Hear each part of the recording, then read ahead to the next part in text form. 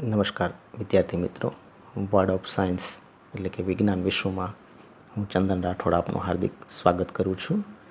મિત્રો, આજે આપણે સામાજિક વિજ્ઞાન ધોરણ 7 પ્રકરણ 2 પૃથ્વી ફરે છે આ પાઠ વિશે ચર્ચા કરીશું. મિત્રો, આપણે જે પૃથ્વી ઉપર રહીએ છીએ તે ખૂબ જ વિશાળ છે અને ખૂબ જ સુંદર પણ છે. આપણી પૃથ્વી અવકાશમાંથી કેવી દેખાય છે તે જોઈએ તો એકદમ ગોળાકાર અને અતિ સુંદર લાગી રહી છે. મિત્રો, આ પૃથ્વી વિશે આપણે આજે થોડી માહિતી મેળવીશું. પૃથ્વીની બે પ્રકારની ગતિ છે, પરિભ્રમણ ગતિ અને પરિક્રમણ ગતિ. સૌપ્રથમ પરિભ્રમણ ગતિ વિશે વાત કરીએ તો ભમરડાની માફક પૃથ્વી પોતાની કાલ્પનિક ધરી ઉપર વિષુવવૃત્ત પર કલાકના 1670 કિલોમીટરની ઝડપે ફરે છે અને એક ચક્ર પૂરું કરે છે. પૃથ્વીની આ ગતિને પરિભ્રમણ કે ધરીભ્રમણ કહે છે. આ ચક્ર પૂર્ણ કરતા પૃથ્વીને 24 કલાક લાગે છે, એટલે તેને દૈનિક ગતિ પણ કહેવામાં આવે છે. અહીં આપ જોઈ રહ્યા છો, પૃથ્વી પોતાની ધરી ઉપર 24 કલાકમાં એક ચક્ર પૂરું કરે છે. કેવી રીતે તે જોઈએ. અહીં ભમરડાની માફક ડોલન ગતિ દ્વારા પૃથ્વી પોતાની ધરી ઉપર ફરી રહી છે. મિત્રો, હવે પરિક્રમણ ગતિની વાત કરીએ તો પૃથ્વી પોતાની ધરી પર ફરતા ફરતા સૂર્યની આસપાસ પરિક્રમા કરે છે. પૃથ્વીની આ ગતિને પરિક્રમણ કહે છે. સૂર્યની એક પરિક્રમા પૂર્ણ કરતા પૃથ્વીને 365 દિવસ લાગે છે. આથી આ ગતિને પૃથ્વીની વાર્ષિક ગતિ પણ કહેવામાં આવે છે.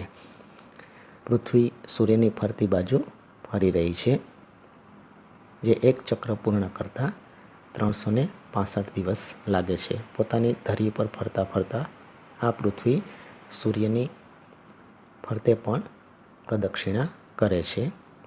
આ ચક્ર પૂરું કરતા તેને 365 દિવસ લાગે છે. પૃથ્વીની આ ગતિને વાર્ષિક ગતિ પણ કહેવામાં આવે છે. મિત્રો, આગળ વાત કરીએ પૃથ્વીની કક્ષાની તો પૃથ્વી અવકાશમાં એક ચોક્કસ કલ્પિત માર્ગે સૂર્યની પરિક્રમા કરે છે. આ માર્ગને પૃથ્વીની કક્ષા કહેવામાં આવે છે.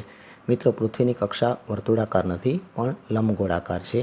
તેથી આખા વર્ષ દરમિયાન પૃથ્વી અને સૂર્ય વચ્ચેનું અંતર કદી એક સરખું રહેતું નથી. આપ અહીં જોઈ રહ્યા છો, સૂર્ય ફરતે પૃથ્વીની કક્ષા, જે એક ચોક્કસ માર્ગે પૃથ્વી ચાલતી હોય તેને તેની કક્ષા કહેવામાં આવે છે. મિત્રો, પૃથ્વી 1 મિનિટમાં 1760 કિલોમીટરની ઝડપે સૂર્યની પરિક્રમા કરે છે.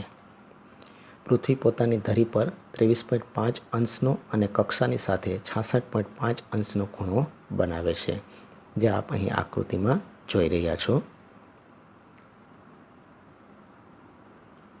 મિત્રો, આગળ વાત કરીએ દિવસ અને રાતની ઘટના તો પૃથ્વી પોતાની ધરી પર 23.5 અંશના ખૂણે નમીને પોતાની ધરી પર પરિભ્રમણ કરે છે, જેને કારણે રાત દિવસની ઘટના બનતી હોય છે. પૃથ્વી પોતાની ધરીને એક જ દિશામાં નમેલી રાખી અને સૂર્યની આસપાસ ફરે છે અને તેને લીધે દિવસ અને રાતની ઘટનાઓ બનતી હોય છે. આપ અહીં જોઈ રહ્યા છો તે મુજબ સૂર્યનો પ્રકાશ પૃથ્વીના અડધા ગોળા પર પડી રહ્યો છે, ત્યાં દિવસ, અને અંધકાર છે ત્યાં રાત્રિ છે. કેવી રીતે તે જોઈએ. પૃથ્વી પોતાની ધરી ઉપર ફરી રહી છે, સાથે સાથે તે સૂર્યની ફરતી બાજુ પણ ફરે છે. અહીં આપ જોઈ રહ્યા છો તે મુજબ સૂર્યનો પ્રકાશ પૃથ્વીના અડધા ભાગ ઉપર પડી રહ્યો છે, ત્યાં દિવસ છે, અને બિલકુલ તેની વિરુદ્ધ અંધારું છે, એટલે ત્યાં રાત્રિ છે. તો આવી રીતે પૃથ્વી ઉપર દિવસ અને રાતની ઘટના બનતી હોય છે. મિત્રો, આગળ વાત કરીએ 21 જૂનના દિવસે કર્કવૃત્ત પર અને 22 ડિસેમ્બરના દિવસે મકરવૃત્ત પર સૂર્યના કિરણો બરાબર સીધા પડે છે. આકૃતિ દ્વારા સમજીએ આપણે. અહીં આપ જોઈ રહ્યા છો, ઉત્તર ગોળાર્ધમાં સૂર્યના કિરણો સીધા પડી રહ્યા છે. મિત્રો, આ આકૃતિ સરખા રાત દિવસની ઘટના બતાવી રહી છે. મિત્રો આગળ વાત કરીએ. જ્યાં સૂર્યના કિરણો સીધા પડે છે ત્યાં અને તેની આસપાસના વિસ્તારમાં દિવસ લાંબા હોય છે અને જ્યાં સૂર્યના કિરણો ત્રાંસા પડતા હોય ત્યાં અને તેની આસપાસના વિસ્તારમાં દિવસો ટૂંકા હોય છે.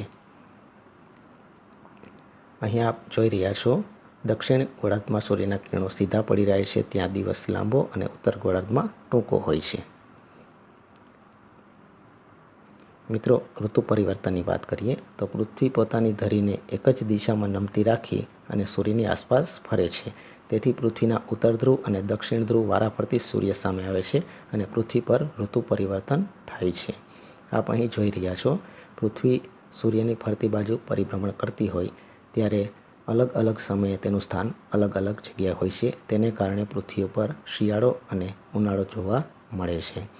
અહીં આપ જોઈ રહ્યા છો તે મુજબ ઉત્તર ગોળાર્ધમાં ઉનાળો છે તો દક્ષિણ ગોળાર્ધમાં શિયાળો છે. મિત્રો આગળ વાત કરીએ તો 21મી માર્ચથી 23મી સપ્ટેમ્બર સુધી ઉત્તર ગોળાર્ધમાં ઉનાળાની ઋતુ અને દક્ષિણ ગોળાર્ધમાં શિયાળાની ઋતુ હોય છે. મિત્રો નોર્વે દેશની વાત કરીએ જેને મધ્યરાત્રિના સૂર્યનો દેશ ગણવામાં આવે છે તો આ નોર્વે ઉત્તર ગોળાર્ધમાં આવેલો છે. 21 માર્ચથી 23 સપ્ટેમ્બર સુધી પૃથ્વીનો ઉત્તર ગોળાર્ધ સૂર્ય તરફ નમેલો રહે છે. આ સમયગાળા દરમિયાન મે માસના મધ્યથી જુલાઈ માસના અંત સુધી ઉત્તર ગોળાર્ધમાં અને ઉત્તર ધ્રુવની આગળ સૂર્ય કદી આથમતો નથી. અહીં રાત્રે 12 વાગ્યે પણ સૂર્ય આકાશમાં પ્રકાશતો રહે છે અને તેને કારણે નોર્વેને મધ્યરાત્રિના સૂર્યનો દેશ ગણવામાં આવે છે. કેવી રીતે તે જોઈએ. મિત્રો આ યુટ્યુબ ઉપરથી એક નાનકડો વિડીયો લેવામાં આવેલો છે જે સ્પીડ કેમેરાથી શૂટિંગ કરવામાં આવેલો છે. આ નોર્વે દેશની અંદર આપણે જોઈએ આ તે મુજબ અહીં સૂર્યાસ્ત સમયે ક્ષિતિજ ઉપર આવે છે પરંતુ આથમતો નથી અને તરત જ થોડી વારમાં તે ફરી પાછો ઉપર આકાશમાં આવી જાય છે. અહીં આપ જોઈ રહ્યા છો તે મુજબ સૂર્યાસ્ત સમયે તે ધીરે ધીરે ક્ષિતિજ તરફ આવે છે પરંતુ આથમવાને બદલે તે ફરી પાછો ઉપર આકાશમાં આવી જાય છે. આમ મધ્યરાત્રે 12 વાગ્યે પણ સૂર્ય આકાશમાં પ્રકાશતો હોય છે. આર્કટિક વૃત્તના તમામ સ્થળોએ આ ઘટના આપણે જોઈ શકીએ છીએ અને તેને કારણે નોર્વેને મધ્યરાત્રિના સૂર્યનો દેશ ગણવામાં આવે છે જે આપ અહીં આ નાનકડી વિડીયો ક્લિપની અંદર જોઈ શકો છો.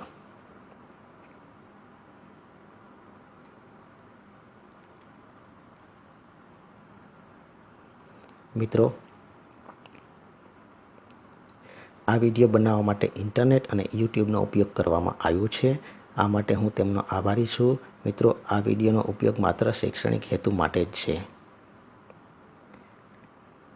મિત્રો વિજ્ઞાન અને સામાજિક વિજ્ઞાનના આવા અન્ય વિડીયો જોવા માટે અમારી વેબસાઇટ www.vignanvishwa.blogspot.in ની અવશ્ય મુલાકાત લેશો. આ ઉપરાંત અમારી એન્ડ્રોઇડ મોબાઈલ એપ્લિકેશન માટે પ્લે સ્ટોરમાં જઈ અને વિજ્ઞાન વિશ્વ લખી સર્ચ કરી અમારી એપ્લિકેશન ડાઉનલોડ કરો અથવા તો યુટ્યુબમાં જઈ અને વિજ્ઞાન વિશ્વ લખી અમારી યુટ્યુબ ચેનલ સબસ્ક્રાઈબ કરો અથવા તો ફેસબુક પેજ માટે ફેસબુકમાં જઈ અને વિજ્ઞાન વિશ્વ લખી અને લાઈક કરો. આભાર મિત્રો.